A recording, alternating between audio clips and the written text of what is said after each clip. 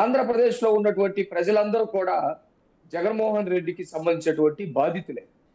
రాష్ట్రంలో మీరు శ్రీకాకుళం నుంచి చిత్తూరు దాకా రాయలసీమలో ఎక్కడ చూసినా కూడా ఏదో ఒక పద్ధతిలో మోసానికి గురైనటువంటి వాళ్ళే, ఏదో ఒక పద్ధతిలో అవమానానికి గురైనటువంటి వాళ్ళే, ఏదో ఒక పద్ధతిలో వాళ్ళ ఇంట్లో ఏదో ఒకటి కోల్పోయినటువంటి వాళ్ళే.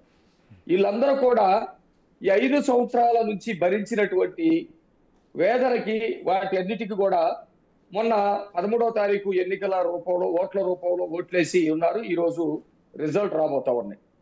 మీరు అన్నట్టు దాదాపు 3,33,40,000 చిల్లర ఈ రోజు ఓట్లు నిక్షిప్తమై ఉన్నటువంటి బ్యాలెట్ బాక్సులో నిక్షిప్తమై ఉన్నటువంటి పరిస్థితి కనపడతా ఉంది. ప్రజలు ఓట్లేసేటప్పుడు చాలా ఆలోచించారు. 2019లో జగన్మోహన్ రెడ్డి అధికారంలోకి రాబోయే ముందు ఎన్ని చెప్పాడంటే కొన్ని వందల హామీలు చెప్పాడు. ముఖ్యంగా రాష్ట్రానికి సంబంధించి అట్లాగే వ్యక్తిగతంగా సంబంధించినటువంటివి కూడా. రాష్ట్రానికి సంబంధించి మేము ఆ రోజు బీజేపీ తోటి పొత్తులో ఉన్నప్పుడు కొంతకాలం పాటు అభివృద్ధిని కూడా మేము చేయటం కూడా జరిగింది. రాష్ట్రానికి ఏ రాష్ట్రానికైనా ఒక రాజధాని ఉండాలి. ఆ రాజధాని చుట్టూ అనేకమైనటువంటి అభివృద్ధి నమూనాలు జరగాలి. ఆ అభివృద్ధి నమూనాకి సంబంధించినటువంటి అన్ని కూడా రాష్ట్ర ప్రజలందరికీ పంచబడాలి. రాష్ట్రంలో ఉన్నటువంటి యువత గాని విద్యార్థులు గాని అక్కడికి వచ్చి బాగుపడాలి. సామాన్యమైనటువంటి ప్రజలు కూడా అక్కడ పనిచేసుకొని బ్రతకాలి.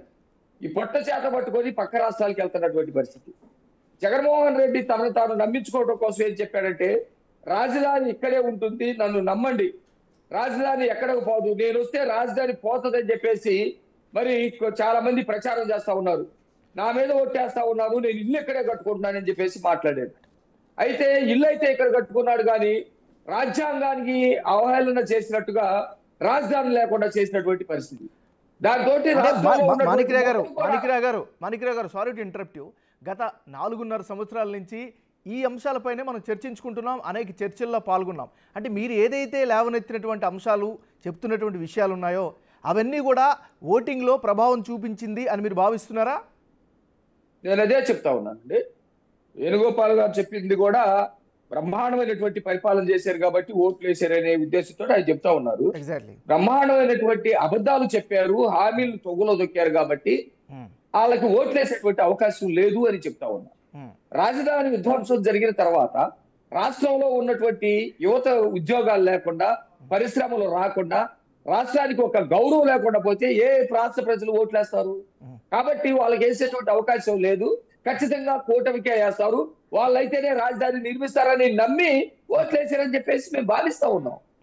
అట్లాగే ప్రత్యేక హోదా విషయంలో మెడలు వంచి తీసుకొస్తారని చెప్పేసి జగన్మోహన్ రెడ్డి చెప్పారు.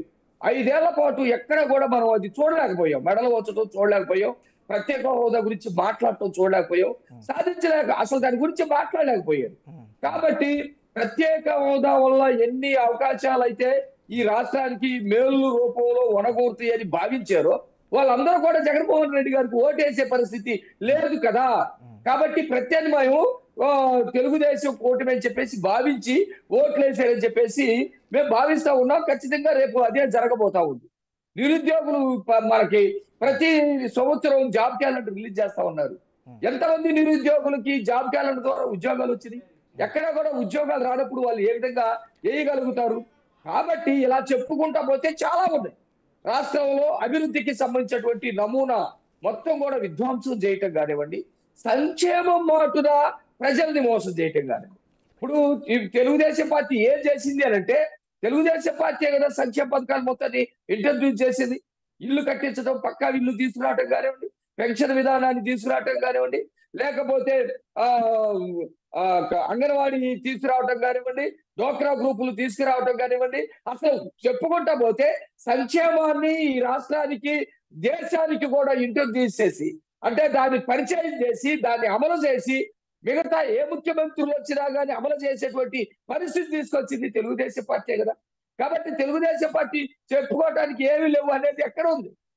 తెలుగుదేశం పార్టీ ఉన్నప్పుడు చేసింది అనేకమైనటువంటి నీటిపారుదల ప్రాజెక్టులు తెలుగుదేశంలో కట్టింది. కనీసం వాటిని కొనసాగించలేకపోయారు, వాటికి బడ్జెట్ కేటాయించలేకపోయారు. హలో సార్, నేనేమంటానంటే కాబట్టి రాష్ట్రంలో ప్రతి నియోజకవర్గంలో జగన్మోహన్ రెడ్డి చెరిపేసినటువంటి అభివృద్ధి నమూనా, అభివృద్ధి విధ్వంసం ఉంటుంది.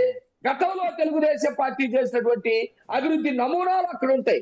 కాబట్టి ప్రజలు అనుకున్నారు, వాళ్ళ చైతన్యాన్ని ఈ రోజు ఓట్ల రూపంలో చూపించారు. 13వ తారీఖున దాదాపు చూడండి 82 పాయింట్ అంటే దేశంలోనే రికార్డు. జగన్మోహన్ రెడ్డి ఏం చేశారని ఆ రికార్డు స్థాయిలో వేస్తారు. ఓట్ల బ్యాలెట్లు మీరు కనుక గతంలో చూస్తే 1,19,000 గతంలో 2019లో పోలైనటువంటి ఓట్లు. కానీ ఈ రోజు 4 లక్షల పైచిలకు దాదాపు 5 లక్షల దాకా మరి ఓట్లు పోలైనటువంటి పరిస్థితి ఉంది. మొత్తం ఉద్యోగస్తులందరూ అసంతృప్తితోటే ఉన్నారు కదా. ఉద్యోగస్తులందరూ అవమానపడ్డటువంటి వాళ్ళే కదా, రోడ్ల మీద నిలబడ్డటువంటి వాళ్ళే కదా. కాబట్టి ఖచ్చితంగా తెలుగుదేశం కూటమి అధికారంలోకి రాబోతా ఉంది. ఇంకెన్ని గంటలండి? మహా అయితే 12 గంటలకల్లా మొత్తం వివరాలన్నీ కూడా ఇదే మన ఛానల్లో మరి చెప్పేటువంటి పరిస్థితి ఉంది. కాబట్టి మీరు అన్నారు కాబట్టి మీరు ఎంప్లాయీస్ విషయాన్ని కూడా ప్రస్తావించారు కాబట్టి ఒక్కసారి లెక్కలు చూద్దాం సార్.